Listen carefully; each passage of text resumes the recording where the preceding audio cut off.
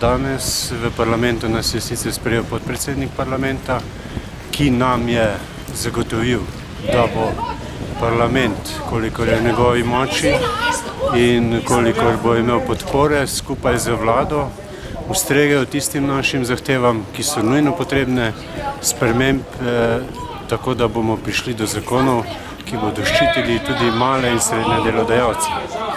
Ravno tako potem smo na vladi, sestanku s premijerom, gospodom Borutom Pahorjem, dosegli soglasje, napisali termine, uskladili rokovnike, dokdaj kakšna stvar, in za dva zakona, ki zahtevata daljšo in redno proceduro, to je sprememba zakona o dohodnini, torej vsak račun šteje, in zakon o delovnih razmerjih, ki zahteva tripartitna dogovarjanja, smo si pa odpustili daljši rok, kjer se bomo s strokovnimi skupinami skupaj dobivali in poskušali zakonodajo pripeljati tako daleč, da bo stopila v veljavo s 1.1.2012.